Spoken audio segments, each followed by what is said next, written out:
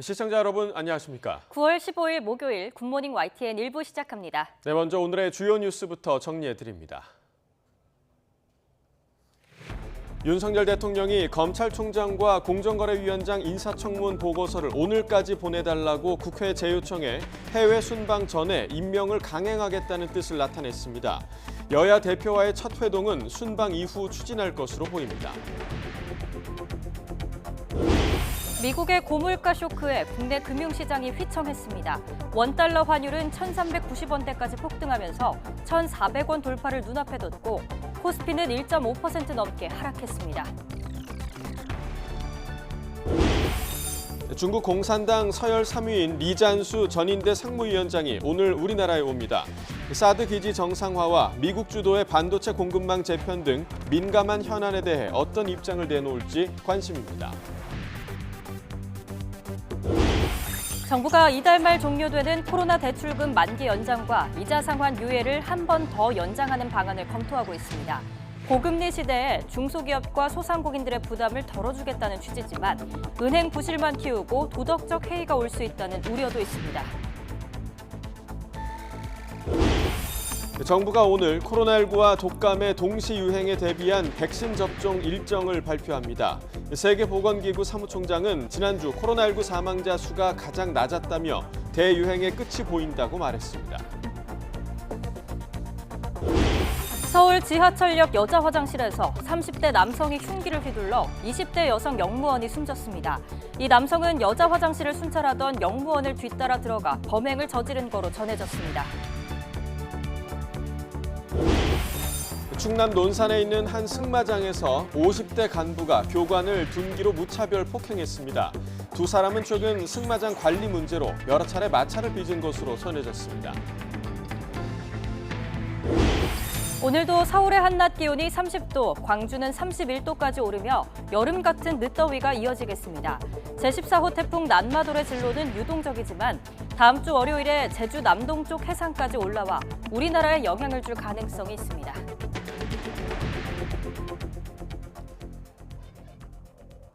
네, 첫 소식입니다. 윤석열 대통령이 이원석 검찰총장 후보자와 한기정 공정거래위원장 후보자의 인사청문 보고서 재송부를 국회에 요청했습니다. 기한을 오늘까지로 잡았는데 사실상 임명을 강행하겠다는 뜻으로 풀이됩니다. 대통령과 여야 대표 회동은 영국과 미국 등 순방을 마친 이후 추진할 거로 보입니다. 박소정 기자입니다. 이달 초에 각각 열린 이원석 검찰총장 후보자와 한기정 공정거래위원장 후보자 인사청문회. 여야의 치열한 공방이 펼쳐졌고 인사청문 경과 보고서 채택은 불발됐습니다. 보고서 송부 1차 시한이 그제로 끝나자 윤석열 대통령은 재송부를 국회에 요청했습니다. 열흘 안에 시한을 임의로 정할 수 있는데 오늘까지로 짧게 잡았습니다. 대통령실은 보고서 채택이 안 된 게 10번째라며 책임을 더불어민주당으로 돌렸습니다. 법정 시한까지 어겨가며 채택을 거부하는 것은 자칫 무분별한 국정 발목 잡기로 비칠 우려가 있습니다. 민생과 경제 상황이 위중한 때에 소모적 정쟁으로 국민에 누를 끼치지 말아야 한다고도 경고했습니다. 윤 대통령이 영국과 미국, 캐나다 순방을 앞둔 만큼 그 전에 임명을 강행하겠다는 뜻을 드러낸 것으로 보입니다. 민주당 이재명 대표를 둘러싼 검찰 수사와 야당의 김건희 특검법 발의 등으로 날카로운 여야 대립이 이어지는 가운데 윤 대통령과 여야 대표의 첫 회동은 대통령 순방 이후 추진될 것으로 예상됩니다. 이진복 대통령실 정무수석이 순방 이후면 논의해볼 수 있지 않겠냐고 언급했기 때문입니다. 대통령 해외 순방 다녀오고 나서 한번 이렇게 당대표, 원내대표 이렇게 만나는 것도 한번 고려해 볼 필요가 있다. 방식은 어떻게 되든지 간에. 이재명 대표가 윤 대통령을 향해 민생경제 영수회담을 거듭 요청한 데 대한 입장을 설명하면서 나온 말입니다. 다만 영수회담이라는 용어는 구시대적이라며 쓰지 않겠다고 밝혔는데 윤 대통령과 이 대표의 1대1 만남에도 선을 그은 것으로 해석됩니다.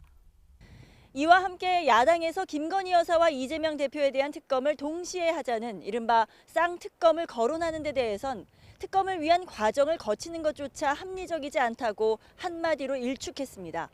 YTN 박소정입니다. 더불어민주당 이재명 대표가 윤석열 정부를 향해 정적 제거에 국력을 소모하지 말라며 사법 리스크 정면 돌파 의지를 드러냈습니다. 민주당도 대통령실 의혹 진상규명단을 출범시키며 대여 공세 수위를 끌어올렸습니다. 정현우 기자의 보도입니다.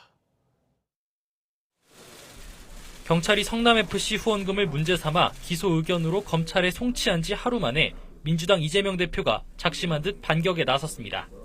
자신을 향한 전방위 검경 수사를 야당 탄압, 정적 제고로 규정하며 윤석열 정부의 화살을 돌렸습니다. 정부도 정쟁 또는 야당 탄압, 또 정적 제거 이런 데 너무 국가 역량을 소모하지는 마시고 국민의 삶을 개선하는 민생 개선. 경찰이 재수사 끝에 기존 불송치 결정을 뒤집은 것엔 불쾌감을 숨기지 않았습니다. 경찰에 물어보시죠. 왜 뒤집었나? 최고위원회의에선 또 이 대표가 뒷돈을 받은 적이 있느냐는 질문까지 나오며 검경 수사를 깎아내렸는데 이재명 당시 시장 혹시 넌지시 건네는 이렇게 돈 받으신 적 있습니까? 왜 이러세요? 그간 언급을 자제했던 이 대표까지 사법 리스크 전면 대응에 가세하며 정면 돌파를 시도하는 모양새입니다. 이 대표는 원내대표단 회동에서도 김건희 여사 특검법에 대해 좌고우면하지 말고 국민이 원하는 정치에 부응해야 한다고 강공을 주문한 것으로 전해집니다. 민주당도 대여 공세를 강화하며 이 대표 엄호를 이어갔습니다. 관저 공사 논란 등 대통령실 의혹을 파헤칠 진상규명단을 출범시켜 압박 수위를 끌어올렸습니다. 더불어민주당은 대통령실과 관련한 국민적 의혹을 발본색원하겠습니다. 국민의힘도 잘못된 충정으로 대통령 내외 지키기에 급급하지 말고 지금이라도 국정조사에 협조해 줄 것을 재차 촉구합니다. 이 대표는 최고위원들과 함께 노무현 전 대통령 묘역을 참배하고 권양숙 여사도 예방했는데 검찰 수사 과정에서 서거한 노 전 대통령을 상기해 지지층을 결집하려는 의도가 깔렸다는 해석도 나옵니다. 취임 후 처음으로 경남 김해 봉하마을을 찾아 민주당 적통성을 부각한 이재명 대표는 전북 현장 최고위 개최 등 호남 민심 행보를 이어가면서 사법 리스크 부각에 따른 당내 동요를 다잡을 방침입니다. YTN 정현우입니다. 국민의힘은 더불어민주당이 이재명 대표에 대한 검찰 수사를 정치 보복이라고 규정한 것을 정면 반박하며 이 대표를 비판했습니다. 의심스러운 부분이 많은 만큼 반드시 수사해야 한다고 강조했습니다. 발언 들어보겠습니다. 이재명 죽이기라며 민주당이 들고 일어났습니다. 하지만 국민이 묻는 것은 상식입니다. 공익 환수를 위해 해야 하는 일이라면 싸고 싼 병원 부지를 성남시가 환수한 후 상업용지로 변경하고 이를 매각해 차익을 환수하는 것이 기본 중의 기본입니다. 도를 황금으로 바꿔준 신의손 이재명 대표님, 당신의 그 대담성을 부인하는 양심이 무섭습니다. 대장동을 단군 이래 최대 공익환수 사업이라고 떠들던 그 잣대는 왜 병원 부지에선 적용을 안 했는지 이재명 대표는 대답을 해야 합니다. 국민의힘 정진석 비대위가 우여곡절 끝에 어제부터 공식 일정에 돌입했습니다. 하지만 이번 비대위 역시 법원의 판단에 따라 운명이 결정되는데 당 내홍 수습의 최대 분수령이 될 전망입니다. 엄윤주 기자의 보도입니다. 법원 결정으로 주호영 비대위가 좌초된 지 19일 만에 새로 출범한 정진석 비대위가 현충원 참배를 시작으로 공식 활동에 들어갔습니다. 첫 일성은 당의 조속한 정상화였습니다. 오늘 출발하는 우리 비상대책위원회에 주어진 임무는 자명합니다. 국정 운영의 두 엔진 중 하나인 집권 여당을 정상화시켜서 윤석열 대통령과 윤석열 정부가 성공할 수 있도록 튼실하게 뒷받침해야 하는 것입니다. 이준석 전 대표가 당을 향해 제기한 무차별적인 소송 탓에 집권 여당의 지도부 공백이 장기화하면서 국정 동력이 떨어졌다는 판단에 따른 겁니다. 이진복 정무수석도 정 비대위원장을 예방해 당정의 일체를 강조하며 한껏 힘을 실어줬습니다. 대통령께서도 국정 운영에 한 파트너인 당이 빨리 안정이 되어서 국민들의 기대에 충족할 수 있는 그런 모양이 되기를 얼마나 희망하겠습니까? 주요 당직 인선도 일사천리로 진행하며 전열을 재정비한 정진석 비대위는 오는 19일 예정된 차기 원내사령탑 선출에 속도를 냈습니다. 오는 17일 공식 후보 등록이 시작되는데 하마평은 무성합니다. 당내에선 전반기 국회 원내대표 출신이자 전 비대위원장인 주호영 의원에 대한 추대론이 제기되는 가운데 김학용, 조혜진 의원 등이 출마 의지를 밝히면서 경선을 치러야 한다는 의견도 만만치 않습니다. 정 비대위원장은 원내대표 선출에 일체 관여하지 않겠다면서 새 원내대표가 뽑히면 부의장직에서 물러나겠다고 강조했습니다.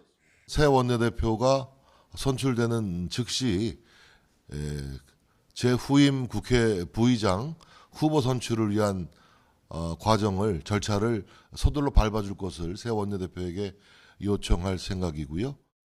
하지만 여전히 변수는 이준석 전 대표가 제기한 가처분 신청 결과입니다. 법원이 다시 정진석 비대위원장의 직무를 정지하거나 비상 상황을 새로 규정한 당원 개정이 부당하다고 판단하면 국민의힘은 다시 경랑에 빠질 수밖에 없습니다. 물론 법원이 국민의힘 손을 들어준다면 정진석 비대위는 정당성을 갖추게 되고 빠르게 안정화될 것으로 보이지만 지금은 여권 내 누구도 재판부가 어떤 판단을 내릴지 쉽게 예측하지 못하고 있습니다. YTN 엄윤주입니다. 국민의힘이 이른바 계엄 검토 문건을 왜곡해 군 기무사 해체를 주도했다며 송영무 전 국방부 장관을 고발했습니다. 민주당은 여당이 망상으로 정쟁에만 골몰하고 있다며 당장 고발을 취하하라고 반발했습니다. 김태민 기자의 보도입니다. 국민의힘 안보문란 TF가 송영무 전 국방부 장관과 임태훈 군 인권센터 소장 등을 검찰에 고발했습니다. 지난 2017년 탄핵 정국 아래 작성된 이른바 계엄 문건을 왜곡 해석해 군 기무사령부 해체를 주도했다는 혐의입니다. 장관이라는 직책을 이용해서 실제로 이미 혐의가 없음을 다 알고 있는 계엄 문건 사건과 이것을 이용해가지고 기무사를 해편하는 역할을 중추적으로 담당했습니다. 이 문건에는 탄핵 심판 후 폭동에 대비한 군의 계엄령 검토 계획 등이 담겼는데 문건을 처음 폭로한 군 인권센터와 민주당은 친위 쿠데타를 계획한 것이라고 강력히 비판했습니다. 이것은 반란을, 즉 친위 쿠데타를 미리 치밀하게 계획했다는 것을 의미하는 것입니다. 특히 당시 송영무 국방부 장관이 계엄 문건의 존재를 미리 알고 있었는지를 놓고 군 내부에 진실 공방이 벌어지기도 했습니다. 군인으로서 명예를 걸고 한 인간으로서 양심을 걸고 답변드리겠습니다. 유수령은 잘못된 것이 아니다.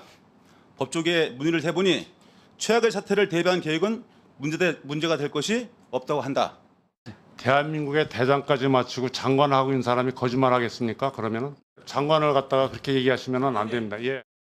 그리고 논란이 시작한 지 채 한 달도 안 돼 문재인 전 대통령은 군 기무사령부 해체를 결정했습니다. 촛불 시위에 대하여 기무사가 계엄령 실행 계획을 준비했다는 사실은 국민들에게 매우 큰 충격을 주었습니다. 범죄 성립 여부를 떠나 기무사가 결코 해서는 안 될 국민 배신 행위였다고 생각합니다. 하지만 이후 문건 작성에 연루된 기무사 전 간부들이 줄줄이 무죄를 선고받으면서 국민의힘은 당시 문건 폭로와 왜곡이 의도적으로 이뤄졌다고 주장하고 있습니다. 이에 대해 민주당은 여당이 민생을 외면한 채 망상에 빠져 정쟁에만 몰두하고 있다며 당장 고발을 취하하라고 판발했습니다. 도둑이 도리어 매를 들겠다니 소가 웃을 일입니다. 국민의힘이 정권을 잡았다고 기무사가 모의한 친위 쿠데타를 정당화하겠다는 말입니까? 한동안 잠잠했던 문재인 정부 안보 논란이 이번 기무사 해체 공방으로 다시 불이 붙는 모습입니다. 특히 지난 정부 인사에 대한 수사가 확대된다면 야권의 반발은 더욱 거세질 전망입니다. YTN 김태민입니다. 윤석열 정부 첫 대법관으로 지명된 오석준 후보자의 국회 인준이 늦어지면서 대법관 공석 사태가 길어지고 있습니다. 일제 강제동원 배상금을 받아내기 위한 미쓰비시 자산 매각 사건 등 재판 차질도 불가피한 상황입니다. 오철희 기자입니다. 김재형 전 대법관이 물러난 지난 4일 이후 후임 대법관 자리는 비어 있습니다. 임명 동의안 제출 한 달, 인사청문회 종료 보름이 지나도록 오석준 대법관 후보자에 대한 국회 인준이 제자리이기 때문입니다. 과반 의석을 가진 더불어민주당 내 반대 기류가 만만치 않습니다. 윤석열 대통령과의 친분 논란에 800원 횡령 버스기사 해고는 적법하고 85만 원 향응 검사 면직은 부당하다는 과거 판결이 특히 발목을 잡았습니다. 대체로 한 방향을 띠고 있습니다. 실제 판결은 사회적 약자들에 대해서는 별로 몰입을 안 하시고요. 결과적으로 그분이 저의 판결로 인해서 그 어려움을 겪고 있을 수도 있다는 생각에 저도 마음은 무겁습니다. 김건희 여사 특별검사법과 이재명 대표 기소 등으로 인한 어지러운 정국이 악재로 겹치고 다음 달 초엔 국정감사까지 시작되면서 자칫 인준처리 지연이 장기화할 가능성도 배제할 수 없습니다. 대법관 후보자에 대한 인준 난항은 과거에도 여러 차례 있었습니다. 박종철 고문치사 사건 축소 은폐 의혹에 연루됐던 박상옥 전 대법관의 인준안은 국회 제출 100일 만에 어렵사리 통과됐고 위장 전입과 코드 인사 등의 논란이 불거졌던 김상환 대법관은 제출 80일 만에 본회의에서 임명 동의가 가결됐습니다. 대법관 공백은 곧바로 현실적인 문제로 이어집니다. 김명수 대법원장이 재판 지연, 해소를 강조하는 상황에서 신속하고 충실한 사건 처리를 위하여 최선을 다할 때 비로소 주권자인 국민으로부터 법원에 대한 신뢰도 기대할 수 있다는 것을 오석준 후보자가 김재형 전 대법관 사건을 승계받을 경우 남겨진 본안 사건 300여 건은 물론 전원합의체 판결을 포함한 다른 사건까지 차질이 불가피합니다. 특히 김재형 전 대법관이 처리를 미룬 일제 강제동원 배상금 관련 미쓰비시 상표권 매각 사건도 다시 들여다봐야 하는데 언제 대법원 결정이 나올지 예측이 어려운 상황입니다. 기약 없는 인준 지연 탓에 애타게 선고를 기다리는 재판 당사자는 물론 대법원도 국회만 바라보는 처지가 됐습니다. YTN 우철입니다. 조규홍 보건복지부 장관 후보자가 자녀의 중학교 배정 기간에 맞춰 주소지를 옆 동네로 옮겨 위장 전입을 했다는 의혹이 제기됐습니다. 더불어민주당 인재근 의원은 조 후보자가 주민등록법을 위반해 위장 전입을 한 거로 의심된다고 밝혔습니다. 이에 대해 조 후보자 인사청문 준비단은 입시에 유리한 학교로 진학하기 위한 것이 아니라 교우 관계로 어려움을 겪는 아이를 위해서 불가피한 측면이 있었다고 해명했습니다. 대통령실은 문재인 정부에서 태양광을 비롯한 신재생 사업 분야에서 2천억 원대 예산을 불법 부당하게 사용했다는 조사 결과에 대해 심도 있는 조사가 필요하다고 밝혔습니다. 대통령실 관계자는 기자들과 만나 조사 결과에 대해 윤석열 대통령이 구체적으로 어떤 언급을 했는지는 알지 못하지만 국민 혈세가 엉뚱한데 잘못 쓰였다면 당연히 바로잡아야 한다고 말했습니다. 특히 12개 시군 샘플 조사만으로도 2,600억 원이 넘는 혈세가 낭비됐다면 당연히 심도 있는 조사가 필요하지 않겠냐는 생각이 든다고 설명했습니다.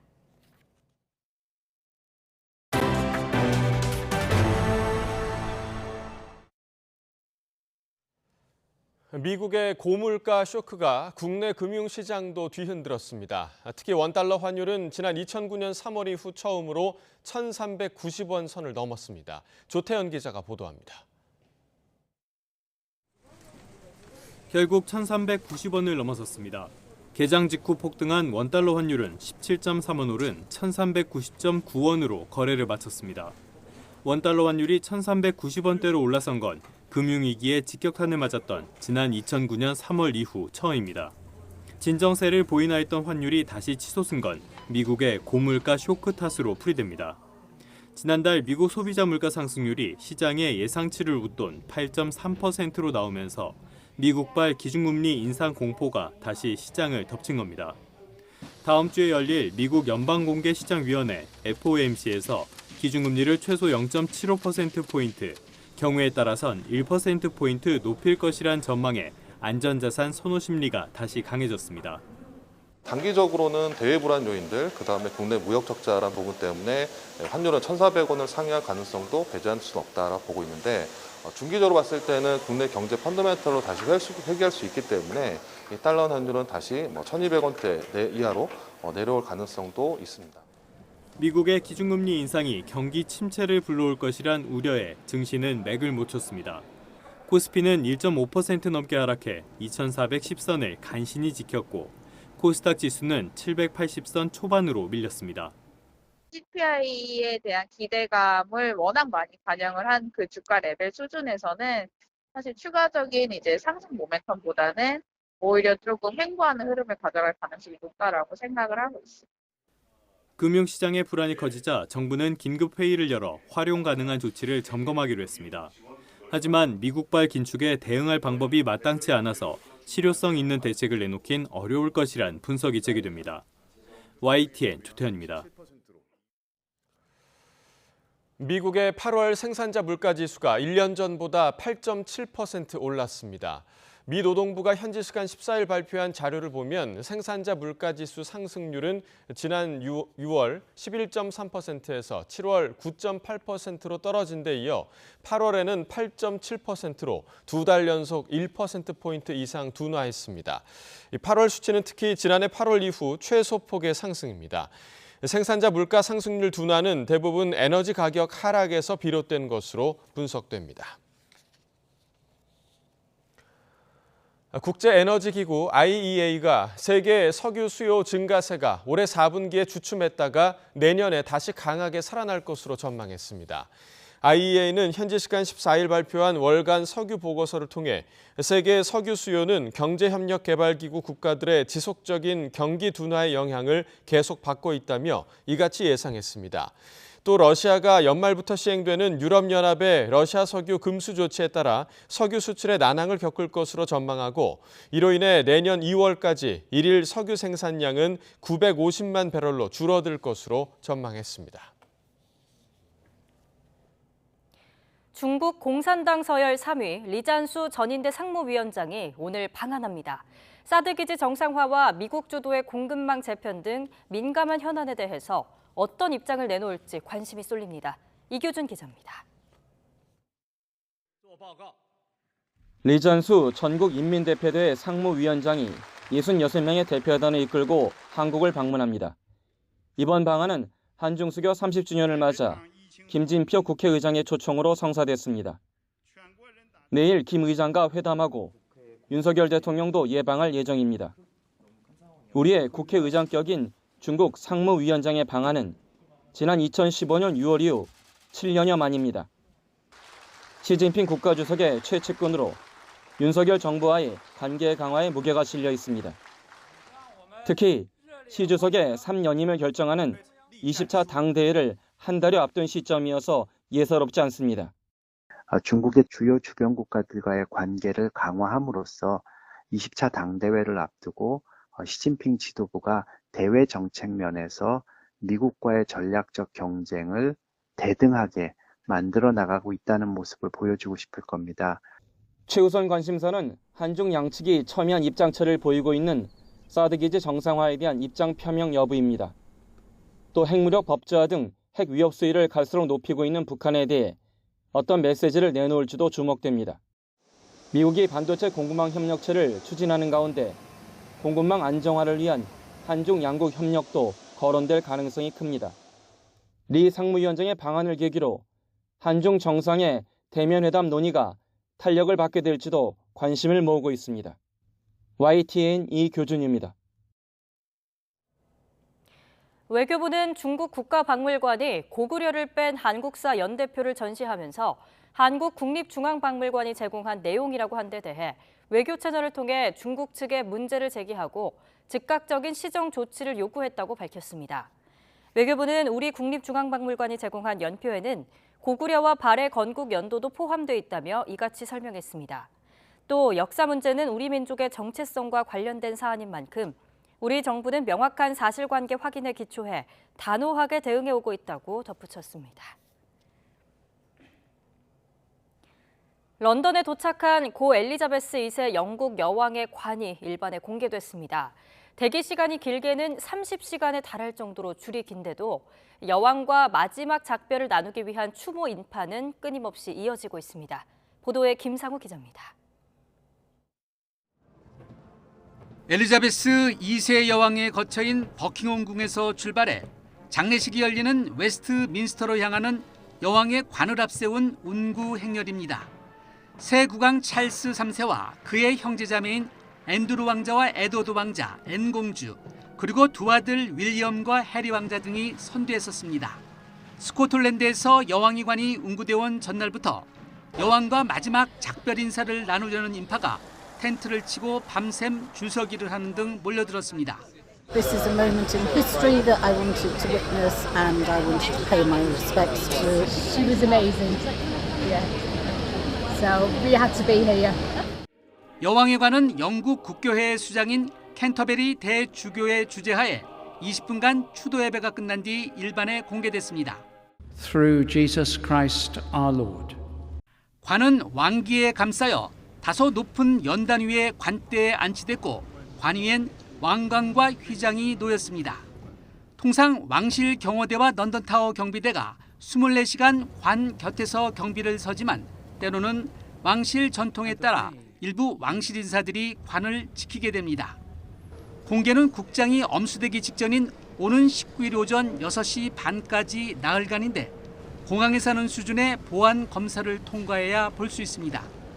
영국 정부는 여왕의관에 직접 조의를 표하기 위한 줄이 8km 이상이 돼 대기 시간이 30시간에 달할 수 있다고 내다봤습니다. I haven't had any sleep whatsoever. I'm just going with the energy that's within. I could not give up. I thought this is priceless, an experience of a lifetime. 공휴일로 지정된 오는 19일에는 웨스트민스터 사원에서 국장이 엄수되고 이후 여왕은 윈저성 내 성 조지교회 납골당의 남편 필립공 곁에서 영면하게 됩니다. YTN 김상호입니다. 영국 정부가 오는 19일 엘리자베스 2세 영국 여왕의 장례식에 북한을 초청했다고 로이터 통신이 보도했습니다. 로이터 통신은 현지 시간 14일 이번 장례식에 북한의 대사급이 초청될 거라고 영국 외교부 관계자가 밝혔다고 전했습니다. 하지만 시리아나 베네수엘라는 영국과 외교 관계가 수립되지 않은 상태이기 때문에 초청 대상이 아니라고 덧붙였습니다. 최근 독감 환자가 이례적으로 늘면서 코로나19와 함께 동시 유행하는 것 아니냐는 우려가 커지고 있습니다. 전문가들은 두 감염병에 대응할 의료 역량이 충분히 갖춰졌다면서 독감의 초기 증상이 나타나면 빨리 치료받으라고 조언했습니다. 김평정 기자입니다. 8월 말과 9월 초에 걸친 일주일 동안 독감 의심 환자 수를 비교하면 2017년에는 외래 환자 1000명당 5명 가까이 발생했다가 코로나19가 유행한 뒤 1명대로 뚝 떨어졌습니다. 그런데 올해는 4.7명으로 상승해 5년 만에 최다를 기록했습니다. 그동안 억제됐던 독감 유행이 거리두기 완화 이후 다시 고개를 들면서 코로나19와 동시에 확산할 우려가 나오는 겁니다. 특히 고령층과 기저질환자 등 고위험군은 중증으로 더 많이 진행할 수 있습니다. 코로나하고 인플루엔자가 동시 감염되는 경우가 이제 미국에서 보고가 됐는데 고위험군에서 동시 코로나 독감이 걸리게 되면 이런 경우는 중증도가 더 올라갑니다. 중증도가 올라가고 또 사망 위험도 올라갑니다. 따라서 고령층은 물론 40, 50대라도 기저질환이 있다면 중증화를 막기 위해 독감 예방접종을 받는 것이 좋습니다. 다음 달에 도입될 코로나19 개량 백신과 동시에 맞아도 됩니다. 당연히 동시에 맞으시면 됩니다. 한쪽 팔에 독감 백신 맞고 같은 날 그 자리에서 바로 반대쪽 팔에 코로나 백신 맞으시면 됩니다. 갑자기 열이 나고 온몸이 쑤시고 머리가 아픈 독감의 초기 증상이 나타나면 빨리 병원 진료를 받아야 합니다. 바이러스가 대거 증식하기 전에 약을 먹어야 효과가 있기 때문에 독감은 걸리면 48시간 안에, 코로나19는 5일 안에 투약해야 합니다. 지난해 한 알만 먹는 독감 치료제도 나와 더 부담 없이 치료받을 수 있습니다. 정부와 전문가들은 현재 코로나19와 독감에 대한 진단과 치료 체계가 잘 마련돼 동시 유행하더라도 대응에 문제가 없다고 강조했습니다. YTN 김평정입니다. 코로나19 사태 이후 정부는 중소기업과 소상공인들의 대출금 만기 연장과 이자 상환 유예를 6개월 연장해주는 조치를 4차례나 이어오고 있습니다. 이 조치가 이달 말에 종료되는데 정부는 또 한 차례 연장을 검토하고 있습니다. 박병한 기자입니다. 대출 만기 연장, 이자 상환 유예 조치는 코로나19가 국내에서 발생한 직후인 지난 2020년 4월부터 시행되고 있습니다. 지금까지 모두 4차례 재연장된 끝에 이달 말 종료 예정인데 또다시 연장될 가능성이 커지고 있습니다. 이복현 금융감독원장은 지난 7일 연체가 있더라도 이자를 갚으려는 강한 의지가 있는 분들의 산소호흡기를 떼는 것은 바람직하지 않다고 말했습니다. 지난 7월 취임 때만 해도 추가 연장에 부정적이었던 김주현 금융위원장. 9월 달에 대해서 지금 확정적으로 얘기하는 건 어렵지만 기본적인 생각은 이렇게 해서 예외적인 상황을 계속해서 끌고 가는 것은 바람직하지 않다는 게 첫 번째 생각입니다. 하지만 최근 긍정적 입장으로 바뀌면서 추가 연장 가능성에 힘을 실었습니다. 올해 1월 말 기준 만기 연장 상환 유예 지원을 받은 대출 잔액은 모두 133조 4천억 원에 달합니다. 만기 연장이 116조 6천억 원, 원금 상환 유예 11조 7천억 원, 이자 상환 유예 5조 원 등입니다. 하지만 금리 인상기에 상환을 유예하는 것은 당장 위기를 모면할 수 있지만 결과적으로 이자만 불려 은행권의 잠재부실을 더 키울 것이란 우려가 있습니다. 도덕적 해이도 여전한 논란거리입니다. 만약에 재산 조사를 해서 재산이 지금 연체 채무 금액보다 더 많고 그래서 소위 말하는 숨겨놓은 재산 가지고 또 하나 채무 재조정에 편익을 보려고 하는 그런 부분에 가서는 다시 그것을 무효화하고 정부는 회생 가능성이 있는 코로나19 피해자를 적절히 지원하면서 도덕적 해이를 피하는 방법을 모색하고 있습니다. YTN 박병환입니다. 원청의 사용자 책임을 강화하고 노동조합 쟁의 행위에 대해서 무분별한 손해배상 소송을 금지하는 노란봉투법 제정을 추진하기 위해 노동시민단체 80여 개가 모였습니다. 이들은 헌법에 보장된 노동 3권을 기업이 손해배상과 가압류 등으로 침해하고 있다며 법안 마련을 촉구했습니다. 직접 들어보겠습니다. 손해배상은 노동조합을 파괴하는 것임을 대우조선하청 노동자들 투쟁을 통해 확인할 수 있었습니다. 손해배상은 노동자들의 요구를 깡그리 무시하고 모든 것을 빨아들이는 블랙홀임을 하이트진로 화물 노동자들 투쟁을 통해 확인했습니다. 노조법 2조의 개정을 통해 노동자의 노동 조건에 영향력을 가진 원청이 사용자로서 책임을 지게 해야 한다. 노조법 3조의 개정을 통해 노조 활동에 대한 손해배상을 금지하도록 해야 한다. 운동본부는 올해 말까지 국회가 노조법 2조, 3조를 개정할 것을 요구한다.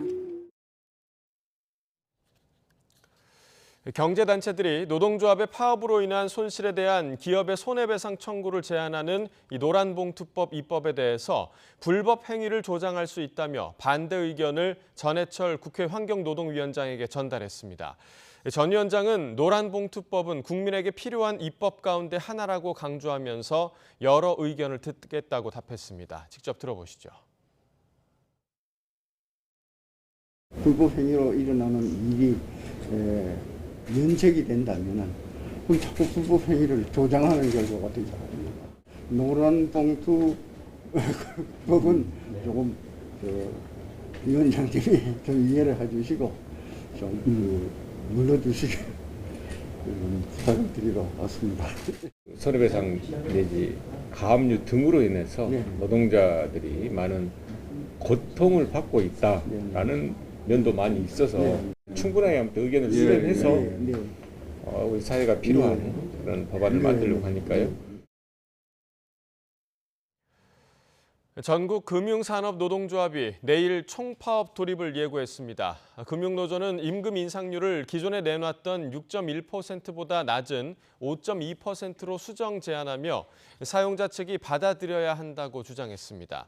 또 점포 폐쇄 중단과 주 4.5일제 도입, 산업은행 부산 이전 계획 중단 등도 요구했습니다.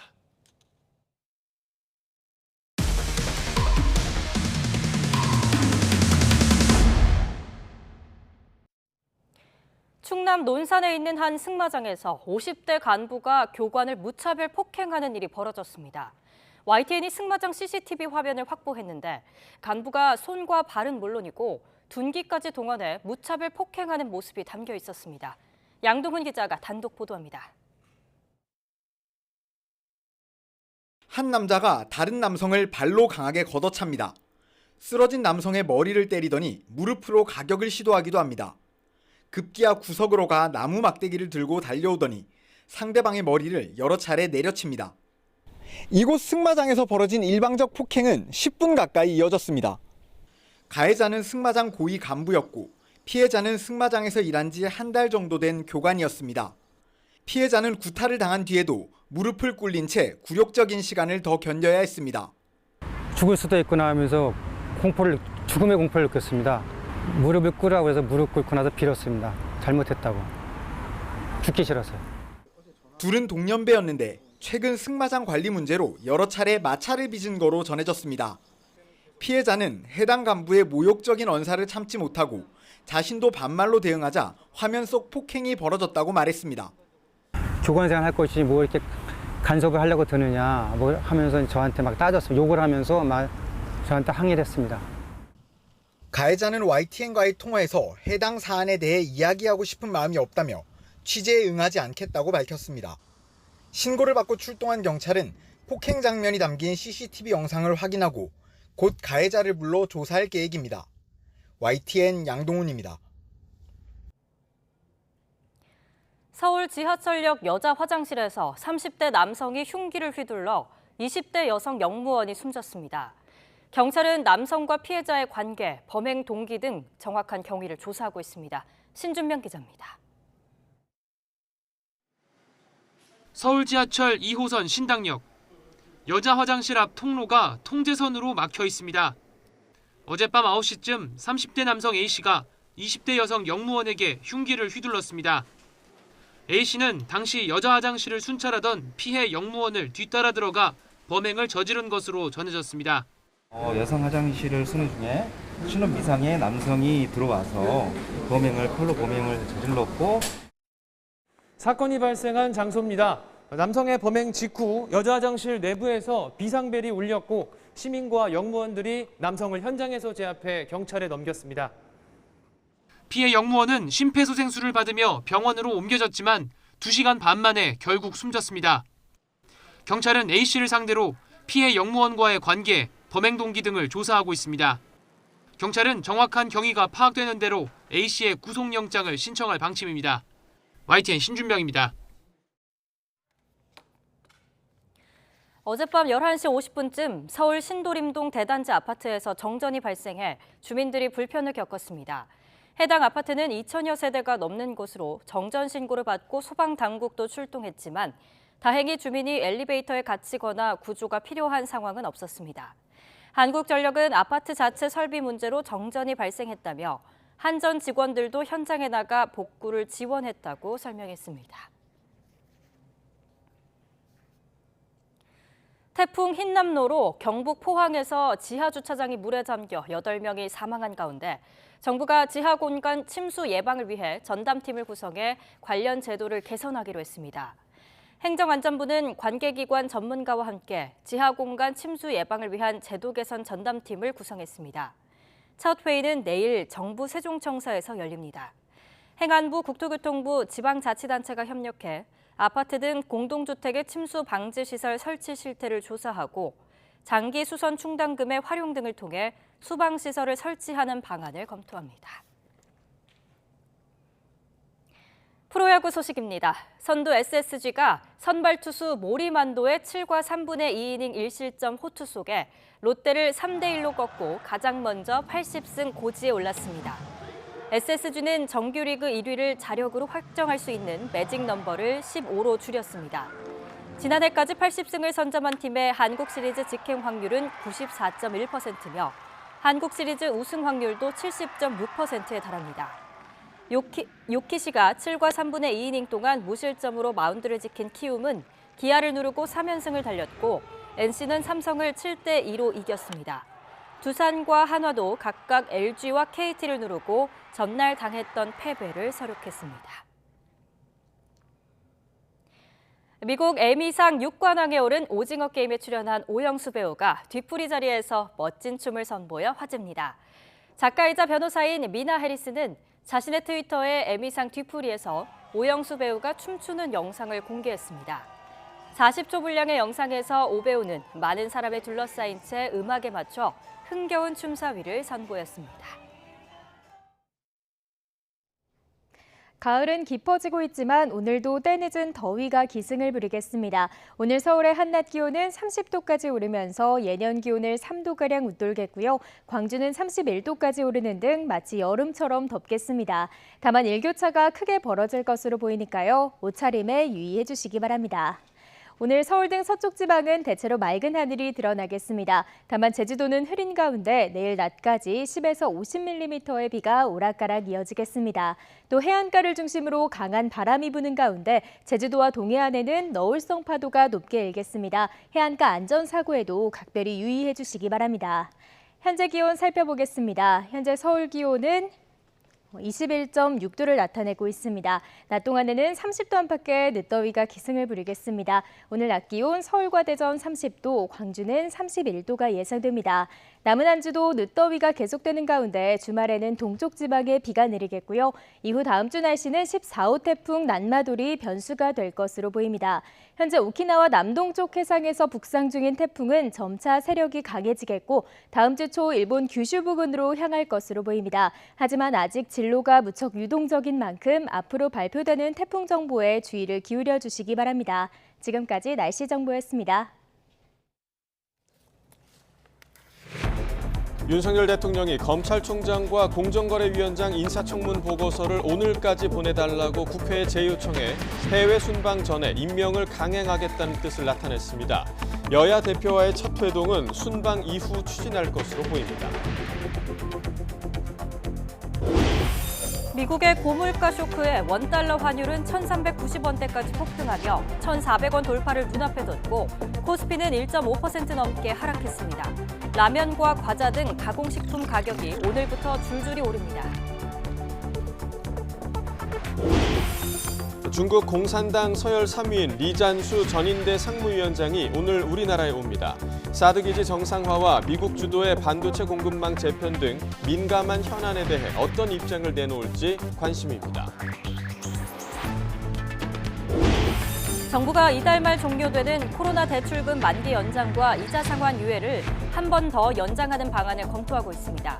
고금리 시대에 중소기업과 소상공인들의 부담을 덜어주겠다는 취지지만 은행 부실만 키우고 도덕적 해이가 올 수 있다는 우려도 있습니다.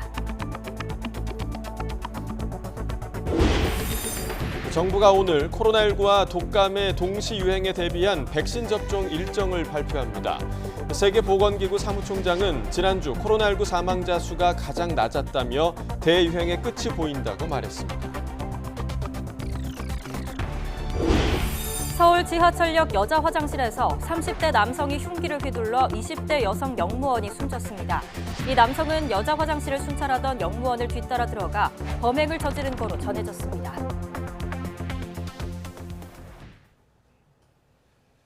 네, 윤석열 대통령이 이원석 검찰총장 후보자와 한기정 공정거래위원장 후보자의 인사청문 경과 보고서를 오늘까지 재송부해달라고 국회에 요청했습니다. 동시에 대통령실은 분명한 사유 없이 채택을 거부하는 건 민주당의 무분별한 국정 발목 잡기라고 강하게 비판했는데요.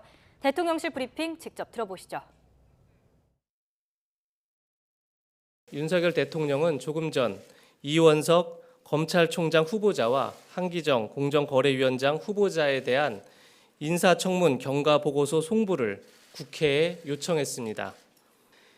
인사청문회를 마치고도 민주당의 반대로 경과보고서 채택이 이루어지지 않은 것은 윤석열 정부 들어 이번이 10번째입니다. 분명한 부적격 사유가 존재하지 않는다면 달리 채택하지 않을 이유가 없는 것입니다. 그런데도 법정 시한까지 어겨가며 채택을 거부하는 것은 자칫 무분별한 국정 발목 잡기로 비칠 우려가 있습니다. 정부 인선에 전혀 협조해주지 않으면서 인선이 늦어진다며 비판하는 것은 민주당이 스스로를 향한 셀프 비판이 될 수 있습니다. 민생과 경제 상황이 위중한 이때 소모적인 정쟁으로 국민께 누를 끼치는 일이 없어야 한다고 생각합니다. 이진복 대통령실 정무수석은 윤석열 대통령이 해외 순방 뒤 여야 당대표, 원내대표들과의 회동을 고려하고 있다고 밝혔습니다. 이 수석은 어제 국민의힘 정진석 비상대책위원장을 예방한 뒤 기자들과 만나 민주당 이재명 대표가 영수회담을 요구한 것에 대한 질문에 이같이 답했습니다. 이와 관련해 대통령실 관계자도 윤 대통령이 지난번 이 대표와 통화하면서 상황이 정리되면 만나자고 했고 그 입장은 변함이 없다며 여야 상황이 어느 정도 정리되면 만날 수 있다고 언급했습니다. 국회 행정안전위원회에서는 경찰이 성남FC 후원금 의혹으로 더불어민주당 이재명 대표를 검찰에 송치한 것을 놓고 여야의 공방이 벌어졌습니다. 야당은 윤희근 경찰청장의 정치 보복이라며 질타를 쏟아냈지만 여당은 문재인 정부 시절 주었던 면죄부가 사라진 거라며 추가 수사 필요성을 강조했는데요. 직접 들어보겠습니다. 3년 3개월 동안 탈탈 털어가지고 아무런 정황상의 다른 게 없는데 지금 청장님 말씀하신 것처럼 뭐가 있는 것처럼 지금 해가지고 지금 송치를 하셨는데 이건 누가 봐도 정말 어이없는 정치 보복이에요. 하나는 문재인 정부 시절에 조사했으니까 면죄부를 주는 건가 아닌가. 그리고 이제 정권이 바뀌었으니까 그 면죄부가 사라진 거 아닌가 이렇게 생각하는 국민들도 많단 말이죠. 네, 이 보안 수사 과정에서 네. 거기에 관련되는 관련자들이 있습니다. 관련자들의 진술이 번복이 된 겁니다. 그리고 그 진술이 번복되는 진술에 따라 가지고 그 객관적인 증거가 압수수색 등을 통해서 일치하는 증거가 나온 겁니다. 국민의힘 이준석 전 대표와 국민의힘이 법정에서 두 번째로 맞붙었습니다. 국민의힘이 비대위 출범을 위해 당헌을 고친 게 정당한지가 쟁점이었는데 이 사건은 2주 뒤 정진석 비대위에 대한 가처분 신문까지 진행한 뒤 최종 결론 낼 예정입니다. 강민경 기자가 보도합니다. 당을 상대로 제기한 가처분 신청 사건의 두 번째 신문에 참석한 이준석 전 대표. 주호영 비대위를 자초시킨 첫 신문 때처럼 충분히 이길 수 있다며 자신감을 내비쳤습니다. 어차피 지난 가처분에서 법원에서 일정 부분 판단을 내린 부분에 대해서 불복하는 것에 대해서 다루는 것이기 때문에 순탄하게 진행될 것으로 믿고 있습니다. 2시간 동안 진행된 신문의 최대 쟁점은 정진석 비대위 출범의 근거가 된 당헌 개정이 정당한지 여부였습니다. 지난달 말 법원이 이준석 전 대표의 손을 들어줘서 주호영 비대위의 권한을 멈추게 한 뒤 국민의힘은 전국위원회를 열고 비대위를 출범할 수 있는 비상 상황을 구체화하는 방향으로 당헌을 고쳤습니다. 구체적으로는 최고위원 4명 이상이 사퇴하면 비상 상황이란 규정을 넣었는데 국민의힘은 이를 근거로 비상 상황이 됐다면서 정진석 비대위를 만든 겁니다. 이 전 대표는 여기에 반발해 당헌 개정과 정진석 비대위 모두 무효라며 3차, 4차 가처분 신청서를 냈습니다. 법원은 우선 3차, 즉 당헌 개정의 정당성에 대해서만 신문을 진행했습니다. 이날 당헌 개정 효력을 정지시켜달라고 요구한 이 전 대표 측은 국민의힘이 비상 상황을 규정한 개정 당헌을 소급 적용했다고 주장했습니다. 국민의힘이 새로 당헌을 만든 뒤에 배현진 전 최고위원 등이 사퇴했던 주호영 비대위 출범 이전 상황에 이 조항을 적용해서 새 비대위의 정당성을 확보하려 한다는 겁니다. 아무래도 이번에 당헌 개정안이라고 하는 것이 결국에는 소급된 상황에 대해 가지고 이야기하는 것이고 처분적인 어떤 당헌 개정이기 때문에 저는 이에 국민의힘 측은 선출직 최고위원들이 연달아 사퇴해서 새로운 비상 상황이 생겼을 뿐이라고 맞받아쳤습니다. 8월 5일 이후에 생긴 사정 변경 때문에 이것은 소급입법의 문제가 아닌 것이고요. 그러한 상황까지 다 포함해서 개정된 당원 당규에 따라서 저희가 새로운 비대위를 출범한 것입니다. 그러면서 당원권 정지 상태인 이 전 대표의 자격 문제를 파고들었습니다. 특히 이준석 당대표 신청리시죠. 현재 당원권이 정지입니다. 이 당원권이 정지되어 있는 사람이 이 효력 정지를 구할 이러한 당사자 적격이 없다. 법원을 향해서도 정당 자율성 영역에 해당하는 당원 개정의 자유를 보장해야 한다고 촉구했습니다. 양측의 의견을 들은 재판부는 오는 28일 정진석 비대위를 무효로 해달라는 4차 가처분 신청까지 신문한 뒤에 함께 결론을 내리겠다고 밝혔습니다.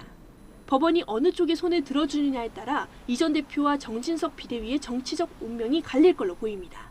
YTN 강민경입니다. 국민의힘 정진석 비상대책위원장이 국회 부의장 겸직 논란과 관련해 처음으로 부의장직 사의 표명 시점을 구체적으로 밝혔습니다. 또 이준석 전 대표에 대해서는 이율배반적인 모습을 보여주고 있어 유감스럽다면서도 자제를 부탁한다고 말했는데요. 정 위원장의 YTN 출연 발언 직접 들어보시죠.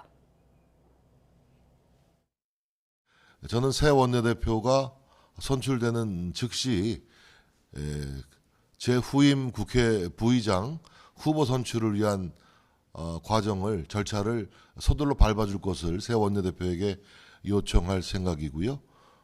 그리고 여야 원내대표가 국회 본회의 일정을 잡아서 그 일정 협의에 대한 협조도 요청할 생각입니다. 이준석 대표가 지금 한 손에는 당원 모집을 하고 한 손에는 계속 당에 대한 비난과 이렇게 이중적인 그 이율배반적인 모습을 보여주고 있는 것에 대해서 저는 좀 유감스럽다는 말씀을 드리고요. 그러나 저는 이준석 대표가 우리 국민의힘을 사랑하는 마음이 남아 있다면은 저는 현명한 자제력을 좀 발휘해 줬으면 좋겠다.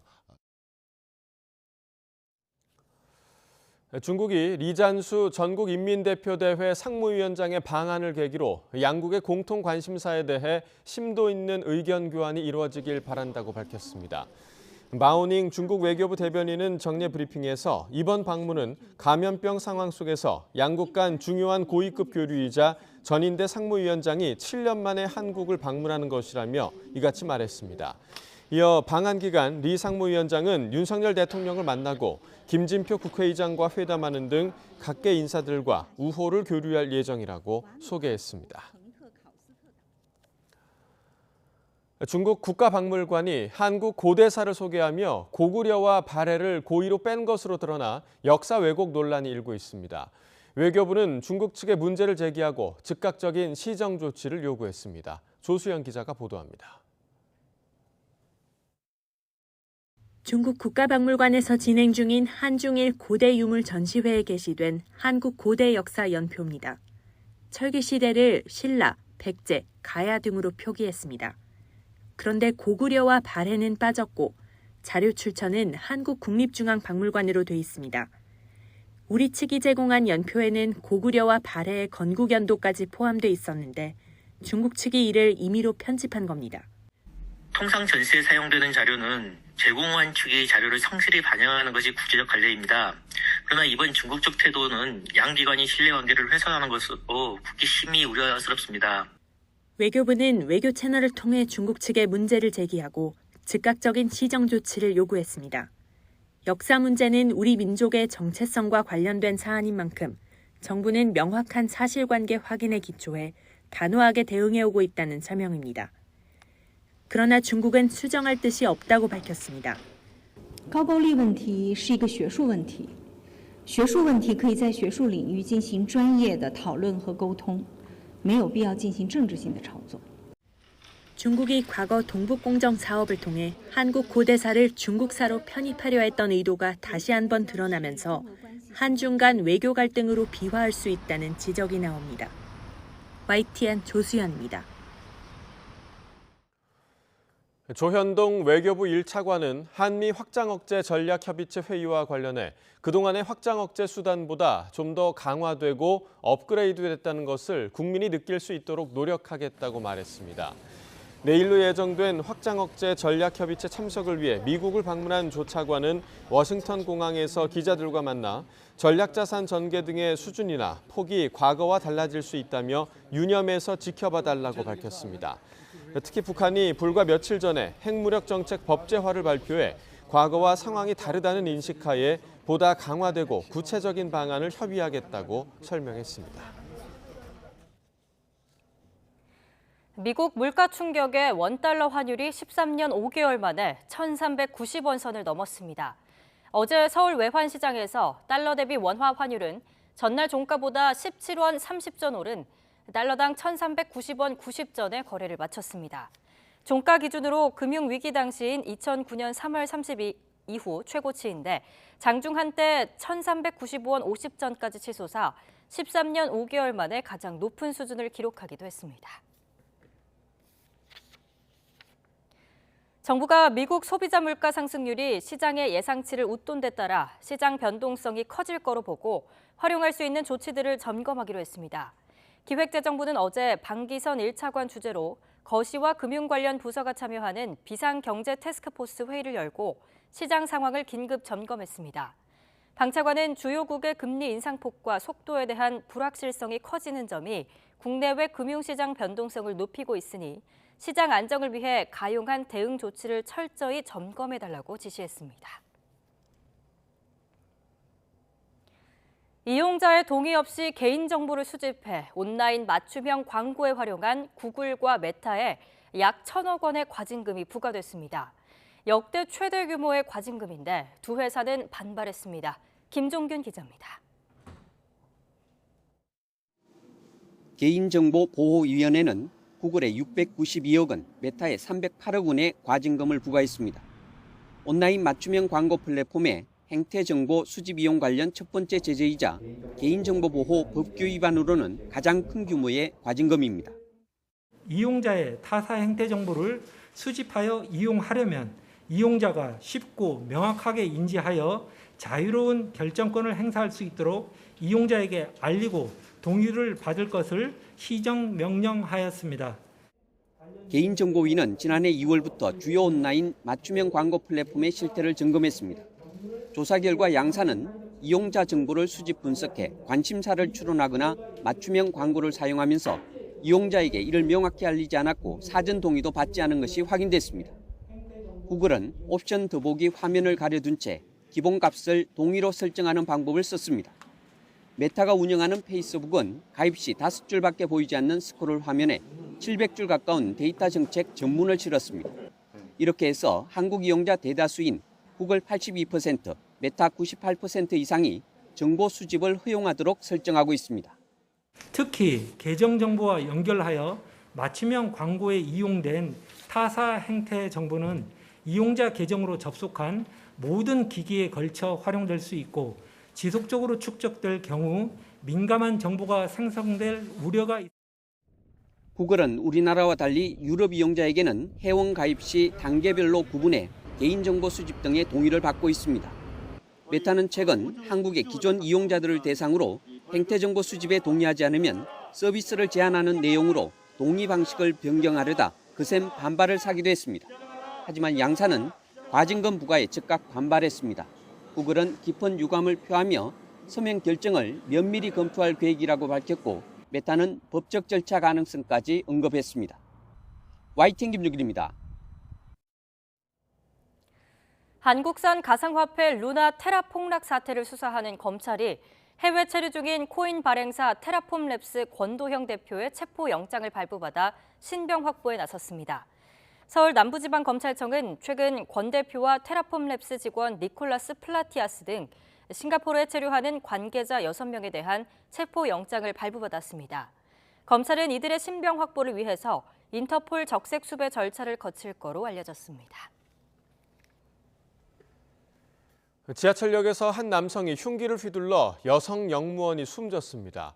서울 중부경찰서는 어젯밤 9시쯤 서울 지하철 2호선 신당역 여자 화장실에서 20대 여성 영무원에게 흉기를 휘두른 30대 남성 A씨를 검거해 조사하고 있습니다. 서울교통공사는 피해 영무원이 심정지 상태로 병원에 이송됐지만 어젯밤 11시 반쯤 결국 숨졌다고 밝혔습니다. A씨는 여자 화장실을 순찰하고 있던 피해 영무원을 뒤따라 들어가 범행한 것으로 알려졌습니다. 고 이해람 중사 특검은 100일 동안의 수사 끝에 모두 8명을 재판에 넘기며 군 내부에 2차 가해와 부실 수사 문제가 있었다고 결론냈습니다. 하지만 핵심 의혹으로 꼽혔던 초동수사 무마 논란의 실체는 끝내 밝히지 못했다는 지적이 나옵니다. 손효정 기자입니다. 고 이해람 중사 특검은 군 내부의 2차 가해와 수사 지연 정황이 명확히 확인됐다며 군 관계자 7명을 불구속 상태로 기소하고 증거를 조작한 변호사 1명을 구속 기소했습니다. 무엇보다 이 중사의 죽음을 성추행과 군 당국의 가해자 감싸기에서 비롯된 사실상 타살로 규정했습니다. 제대로 된 피해자 보호를 받지 못한 채 방치되었으며 새 근무지에서조차 냉담한 대우를 받게 되자 마지막 희망마저 무너지면서 극단적 선택에까지 이르도록 하였음이 밝혀졌습니다.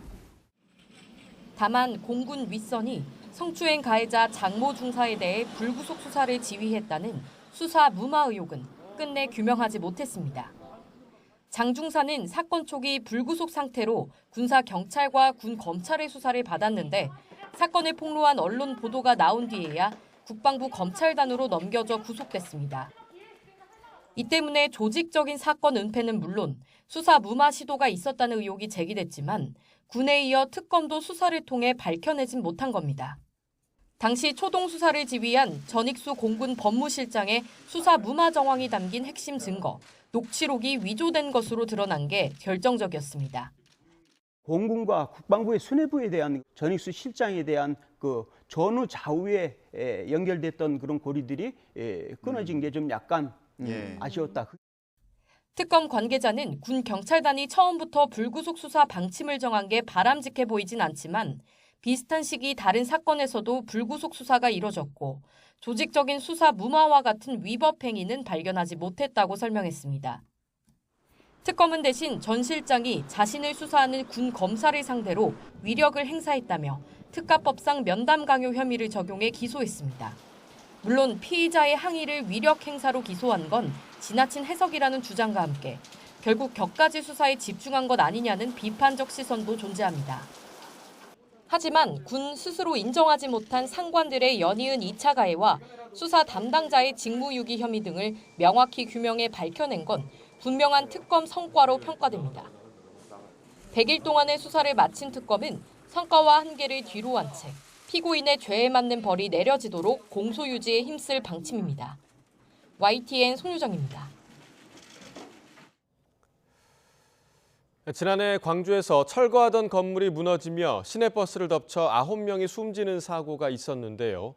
1년 넘게 수사를 벌인 경찰이 당시 철거 작업이 이루어진 재개발구역 조합장에 사전 구속영장을 신청했습니다. 뇌물이 오가는 것은 물론이고 폐가를 무허가 건물로 둔갑시켜 분양권을 나눠 갖기까지 했습니다. 나현호 기자입니다. 순식간에 도로 방향으로 쓰러져 버린 건물. 잠시 정차한 시내버스를 덮쳐 안타깝게도 승객 9명이 숨지고 8명이 크게 다쳤습니다. 참사가 난 지 1년하고도 석 달. 수사를 이어온 경찰은 사고가 난 재개발구역 조합장과 업체 대표에 사전 구속영장을 신청했습니다. 바로 옆 구역 재개발 사업 성공을 대가로 예비 분양 물량을 챙기고 지난 2015년부터 5년에 걸쳐 20억에 달하는 조경 비용도 부풀린 혐의입니다. 조경 비용 과다 지출 필요 없는 하지도 않은 조경 비용을 지출을 한 거. 이들에게는 뇌물을 주고받고 조합에 손해를 끼친 혐의 등이 적용됐습니다. 심지어 1946년 백범 김구 선생이 광주를 방문해 조성한 백화마을 정착촌 폐가까지 비리를 저지른 데 썼습니다. 이들은 이미 폐가로 방치됐던 백화마을 광주시 소유 주택을 무허가인 것처럼 꾸며 분양권을 거저 가져가다시피 했습니다. 무허가 주택이라도 재개발에 들어가면 실거주자의 지분을 인정해주는 제도를 악용한 겁니다. 경찰은 이들 2명에 대한 신병 처리가 끝나는 대로 현대산업개발 임원 등 30명에 대한 검찰 송치도 마무리할 계획입니다. YTN 나연호입니다. 미리 보는 오늘입니다. 한일의원연맹 회장을 맡은 국민의힘 정진석 비상대책위원장은 오늘 국제행사에서 한일 관계 발전 방안을 논의합니다. 정 위원장은 오늘 오후 제주국제컨벤션센터에서 열리는 제17회 평화와 번영을 위한 제주 포럼에 참석합니다. 정 위원장은 미래지향적 한일 관계를 주제로 열리는 한일 의원 특별 세션에서 일본 의원들과 교류하며 양국 간 협력 방안 등을 토론할 예정입니다. 어제 경남 김해 봉하마을을 찾았던 더불어민주당 이재명 대표가 오늘부터 이틀 동안 전북 지역을 방문합니다. 이 대표는 오늘 저녁 전북도청 야외 공연장에서 타운홀 미팅을 열고 더 나은 민주당을 만들기 위한 방안 등에 대해서 당원들의 의견을 듣습니다. 이어 내일은 당 지도부와 김관영 전북지사 등이 참석한 가운데 현장 최고위원회의와 전북지역 예산정책협의회, 쌀값 가격 안정 대책 회의 등을 진행합니다. 감사원의 이른바 소쿠리 투표 관련 감찰을 포함한 중앙선거관리위원회에 대한 감사를 본격화합니다. 감사원은 오늘부터 다음 달 6일까지 본감사에 해당하는 실지 감사를 진행합니다. 앞서 감사원은 지난 7월 중앙선거관리위원회 감사 계획을 밝히면서 이번에는 지난 대선의 선거관리 업무에 대한 직무 감찰도 포함될 거라고 밝힌 바 있는데요. 이에 대해 중앙선관위는 헌법기관인 선관위의 직무는 감찰 대상이 아니라며 관련 자료 제출을 거부해왔습니다. 변동금리 주택담보대출을 최저 연 3.7% 금리의 장기 고정금리로 바꿔주는 우대형 안심전환 대출이 오늘부터 시작됩니다. 금리 상승기에 경제적 부담을 덜기 위해서 제1, 2금융권에서 받은 변동 혼합형 금리 주택담보대출을 주택금융공사의 3%대 장기 고정금리로 바꿔주는 상품인데요. 신청 자격은 부부 합산 소득이 7천만 원 이하이고 시세 기준 주택 가격이 4억 원 이하인 1주택자로 기존 대출 잔액 범위 안에서 최대 2억 5천만 원까지 대출받을 수 있습니다. 라면과 과자 등 서민들에게 친숙한 가공식품 가격이 오늘부터 줄줄이 오릅니다. 농심은 원재료 가격 급등으로 기존 736원이던 신라면 가격을 820원으로 올리는 등 라면 제품 26개 가격을 오늘부터 평균 11.3% 올리기로 했는데요. 스낵 등 농심의 과자 제품 23개도 가격이 5.7% 인상됩니다. 지난 9년 동안 가격을 동결해온 오리온도 오늘부터 초코파이 등 16개 제품 가격을 평균 15.8% 인상합니다. 올가을과 겨울, 코로나19와 계절 독감, 인플루엔자 동시 유행 우려가 커지자 정부가 독감 백신 접종 계획 등 대책을 발표합니다. 이르면 다음 달 코로나19 개량 백신 도입을 앞둔 상황에서 다음 달부터 시작되는 만 65세 이상 고령층의 독감 백신 동시 접종 가능 여부, 상세 일정 등이 포함될 전망입니다. 또 독감에 취약한 영유아와 어린이 등에 대한 대비책과 함께 일반 성인의 독감 백신 접종 일정 등도 담길 거로 보입니다. 지금까지 미리 보는 오늘이었습니다.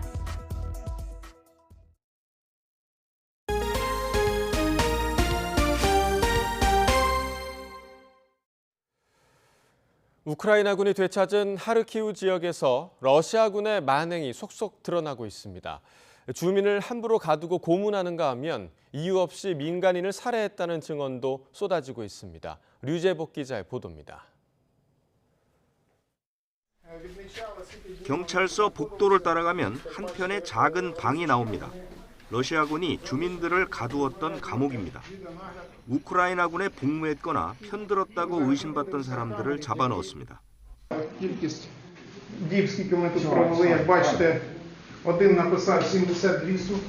이곳에서는 고문도 자행됐습니다. 방마다 비명이 들렸고 심지어 여성도 있었다고 증언합니다. Завели в камеру, дали два провода, там такая магнит, как от телефона вот этого. Крутит, оно больше 100 вольт дает. Чем быстрее крутишь, тем сильнее напряжение. И он крутит, не отпуская. Говорит, не отпускай. Говорит, отпустишь, пиздец. 아들의 시신을 바라보는 어머니 마음은 찢어집니다. 퇴각을 서두르던 러시아군들이 차에 타고 있던 아들에게 마구 총을 쐈습니다. 러시아군의 어떤 해코지도 하지 않았지만 살육의 대상으로 삼았습니다. Прошу, помяните моего сына. Кто знал его, кто не знал, у меня сын был самый наилучший, самый наикращий, как для каждой матери. 터전은 되찾았지만 모든 게 사라지고 부서졌습니다. 그래도 더는 폭격과 총소리에 놀랄 일 없다는 게 그나마 위안입니다. 하지만 러시아군이 저지른 만행은 영원히 사라지지 않을 상처로 남을 것입니다. YTN 유재복입니다. 우크라이나 침공 직전에 손을 맞잡았던 블라디미르 푸틴 러시아 대통령과 시진핑 중국 국가주석이 7개월 만에 재회합니다.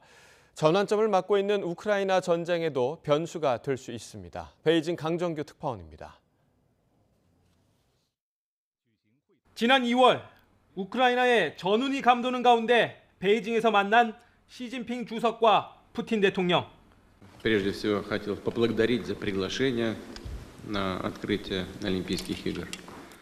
이 자리에서 시진핑은 러시아산 천연 가스를 매년 100억 입방미터씩 사주기로 했고 我们也相信这个新春之会也一定会我们两国关系注入新的活力动力。 푸틴은 베이징 동계올림픽 폐막 직후 우크라이나 침공을 개시했습니다. 개전 전후 반미연대를 강화해온 두 정상이 7개월 만에 재회합니다. 우즈베키스탄에서 열리는 상하이 협력기구 정상회의에 나란히 참석하는 겁니다. 32개월 만에 해외 순방에 나선 시진핑. 푸틴과의 만남으로 정상외교 복귀를 장식하는 셈입니다. 우크라이나에서 전세가 뒤집히면서 사면 초과에 몰린 푸틴도 어깨에 힘을 줄 수 있게 됐습니다. 미국이 추가 군사 지원을 공언한 가운데 회담 결과에 따라 전쟁 양상도 달라질 수 있습니다. It's clear the Ukrainians have made significant progress. I think this could be a long haul. 미중 대결의 최전선인 타이완 문제도 빠질 수 없는 의제입니다. 중국의 타이완 침공을 막기 위해 미국이 다양한 제재 수단을 마련하고 있다는 말까지 나오는 상황. 미중러 삼각 대치 속에 언젠가 타이완이 제2의 우크라이나처럼 될 수 있다는 우려도 깊어지고 있습니다. 베이징에서 YTN 강정규입니다. 넷플릭스 드라마 수리남의 배경이 된 남미 국가 수리남 정부가 한국 드라마 제작사에 대해 자기 나라를 마약 국가로 묘사했다며 법적 대응을 검토 중이라고 공식적으로 밝혔습니다. 수리남의 알베르트 람딘 외교국제사업 국제협력부 장관은 정부 홈페이지를 통해 이같이 밝히면서 우리 정부에도 항의하겠다고 덧붙였습니다. 람딘 장관은 표현의 자유도 중요하지만 한계도 있다면서 수리남은 드라마에서 나타나는 이미지가 없고 마약 거래에도 참여하지 않는다고 밝혔습니다. 외교부도 이런 동향을 파악했으며 상황을 주시하고 있는 것으로 전해졌습니다. 이른바 빌라로 불리는 전국 연립 다세대 주택 전세가율이 80%를 웃도는 거로 나타났습니다. 국토교통부가 공개한 실거래가 통계 정보를 보면 최근 석 달 동안 전국 연립 다세대 주택 전세가율은 83.1%를 기록해 아파트 전세가율인 74.7%보다 높았습니다. 전세가율은 매매가 대비 전세가 비율인데 80%를 넘으면 전세 보증금을 돌려받지 못하는 깡통 전세 위험이 큰 거로 평가됩니다. 태풍 피해로 포스코가 큰 타격을 입으면서 협력업체도 줄줄이 경영 위기에 놓였고 수혜를 입은 중소업체들은 복구는 엄두도 못 내며 손을 놓고 있습니다. 철강 업체 피해 규모가 2조 원에 이르는 거로 추산되면서 정부와 지자체가 대책 마련에 나섰습니다. 이윤재 기자입니다. 태풍 흰남노가 덮친 지난 6일 하천을 넘은 누런 황토물이 공장 아래까지 파고들어 빠르게 흐릅니다. 건물 20m 밖에 있는 하천 제방이 불어난 물에 휩쓸리면서 공장 건물도 한눈에 보기에 위태로울 정도로 기울어졌습니다. 건물과 함께 기계 장비까지 휩쓸려 어림잡아 40억 원 넘는 피해가 났습니다. 복구 시간과 비용도 걱정이지만 포스코 같은 거래업체와 관계가 끊어질까 봐 더 두렵습니다. 일단 그 납품을 우리가 저희들이 하고 있는 업체에 사정을 얘기하고 또 어느 정도의 여유를 좀 받고 있는 그런 상황입니다. 저희들에게 어떻게든 선처를 좀 구해달라고 할 그런 마음입니다. 포항경제의 핵심 축인 포스코는 정부와 협력사 등 도움으로 빠르게 정상을 되찾고 있습니다. 하지만 일부 공정은 복구에 6개월 넘게 걸릴 수도 있다는 게 정부 전망입니다. 이런 이 공장 같은 경우는 한 최대 6개월 이상 정상화되는 데 시간이 걸릴 거라고 보고 그다음에 스테인리스라든가 다른 부분들도 조금 추가적인 확인이 필요하지만 정상화에 시간이 걸릴 거로 판단을 하고 있습니다. 포스코가 흔들리면 연쇄 충격으로 철강업계 전체가 위축될 수 있다는 우려가 나오면서 정부도 TF를 꾸려 대응에 나섰습니다. 철강업체들은 복구 물품 조달, 주 52시간제 한시 완화 등 지원을 요청했고 정부는 전문가 진단을 거쳐 대책을 마련할 방침입니다. 또 지자체도 기업의 요구사항을 적극적으로 받아들여 지역 경제가 무너지지 않도록 뒷받침할 계획입니다. 피해 규모에 대해서는 아직 정확하게 조사를 해봐야 하는데 적어도 한 2조 가량 되는 걸로 이렇게 파악이 되고 있고요. 앞으로 이런 사태가 다시는 없도록 최대한 노력해야 되고. 나라한 파크의 경기가 얼어붙은 상황에 유례없는 자연재해로 포항경제 위기감이 극에 달한 상황. 위기를 이겨낼 묘안을 찾으려는 기업과 정부, 또 지자체의 고심이 깊어지고 있습니다. YTN 이윤재입니다. 전국 철도 차량 부품 업체들이 모인 철도 차량 부품산업 보호 비상대책위원회는 어제 서울 여의도 국회 앞에서 해외 업체의 국내 고속철도 차량 시장 진입을 규탄하는 집회를 열었습니다. 비대위는 스페인 철도 차량 제작사가 올해 하반기 입찰 공고 예정인 코레일 사업에 참여할 예정인 것에 대해 강하게 반발했습니다. 이들은 유럽 등 철도 선진국들은 국가의 미래 성장 동력인 자국의 고속 차량 기술 보호를 위해 시장 입찰 자격 조건을 제한하고 있다며 우리나라는 글로벌 표준에 역행하는 무방비 상태에 놓여 있다며 정부를 비판했습니다.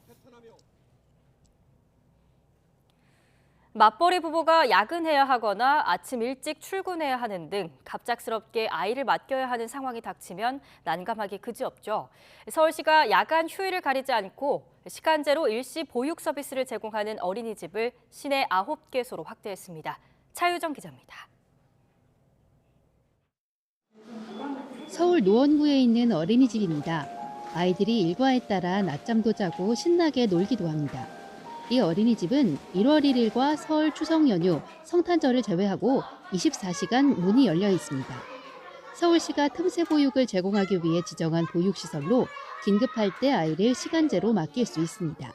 최근에 남편이 이제 큰 수술을 받게 되면서 이제 저희는 친정이랑 시댁이 멀다 보니까 맡길 곳이 없었거든요. 여기 맡기고 진짜 마음 편하게 그 남편 간호도 할 수 있었고. 특히 야간이나 휴일에 이용 가능하다는 점이 특징입니다. 새벽을 이용하는 아이들은 우선은 밤에 잠을 자고 아침에 안정적으로 일어나야 하는 게 있고요. 그래서 그런 아이들은 미리 저희가 애착물을 가지고 오시라고 말씀드려서 안정적으로 아이들이 밤에 잠을 잘 수 있도록 돕고 있습니다. 이런 365 열린 어린이집이 서울 시내 모두 9개소로 확대됐습니다. 원래 7개소였는데 이번에 용산구와 강동구에 신규 지정했습니다. 시는 올해 안에 동남권 또는 서부권에 추가 지정해 모두 10개소로 확대할 계획입니다. 서울에 주소를 둔 6개월 이상 미취학 영유아는 누구나 이용할 수 있습니다. 이용요금은 시간당 3,000원, 식대는 2,000원 별도입니다. 예약은 서울시 보육 포털 서비스 홈페이지나 전화로 할 수 있습니다. 시는 이외에 거점형 야간 보육 어린이집과 서울형 휴일 어린이집 등 다양한 시간대에 틈새 보육을 제공하고 있다며 급한 일이 생겼을 때 당황하지 말고 가까운 시설을 이용하라고 당부했습니다. YTN 차유정입니다. 요양원 같은 복지시설에서 쓰는 행정 업무 시스템이 새로 개통되는 과정에서 주요 기능이 제대로 작동하지 않고 있는 거로 나타났습니다. 보건복지부는 지난 6일 사회복지시설용 업무 지원 시스템 희망 이음 개통을 시작하면서 기존 시스템 운영은 지난달 31일 중단했습니다.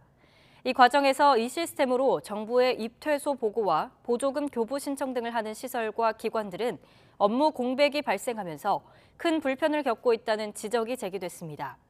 복지부는 메인 서버 문제는 해결됐지만 사용자에 따라 해결이 지체되는 상황이 벌어졌다며 시스템을 조속히 안정화하고 급여는 문제없이 지급될 수 있도록 하겠다고 밝혔습니다. 조선 후기 문신인 늑천 송명흠의 시문집인 역천 문집을 찍기 위해 제작한 것으로 추정되는 목판이 국내로 돌아왔습니다. 문화유산회복재단은 최근 프랑스인 소장자로부터 역천 문집 제작에 쓰인 거로 추정되는 목판 일부를 매입해 국내로 들여왔다고 밝혔습니다.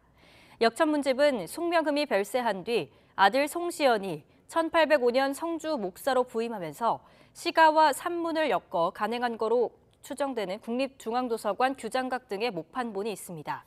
문화유산회복재단은 목판의 행방은 알지 못했으나 일본의 일부를 발견해 환수했고 나머지 목판도 찾아 송명흠 선생이 활동한 충청 지역의 박물관에 보내는 방안을 검토 중이라고 설명했습니다. 오늘도 내륙은 때늦은 더위가 기승을 부리겠습니다. 오늘 서울의 한낮 기온은 30도, 광주는 31도까지 오르면서 마치 여름처럼 덥겠는데요.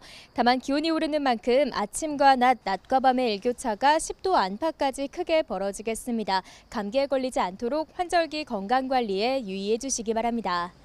오늘 서쪽 지방은 대체로 맑은 하늘이 드러나겠습니다. 다만 제주도는 흐린 가운데 내일 낮까지 10에서 50mm의 비가 오락가락 이어지겠습니다. 현재 기온 살펴보겠습니다. 현재 서울 기온 22.1도, 부산은 23도를 나타내고 있습니다. 낮 동안에는 30도 안팎의 늦더위가 이어지겠습니다. 서울과 대전의 낮 기온 30도, 광주는 31도로 어제보다 1에서 3도가량 높겠습니다. 남은 한 주간 늦더위가 계속되는 가운데 주말 동안 동쪽 지역에는 비 소식이 있고요. 이후 다음 주 날씨는 제14호 태풍 난마돌이 변수가 될 전망입니다. 현재 오키나와 남동쪽 해상에서 북상 중인 태풍은 점차 세력이 강해지겠고 다음 주 초 일본 규슈 부근으로 향할 것으로 보입니다. 하지만 아직 진로가 무척 유동적인 만큼 앞으로 발표되는 태풍 정보에 주의를 기울여 주시기 바랍니다.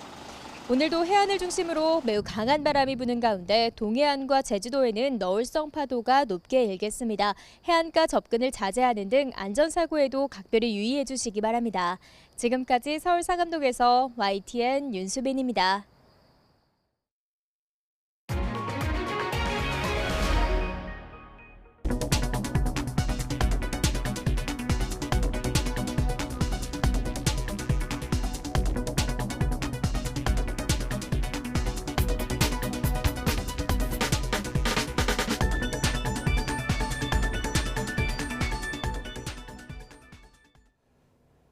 네, 이상으로 굿모닝 YTN 1부를 마칩니다. 잠시 후 2부가 이어집니다. 시청해주신 여러분 고맙습니다.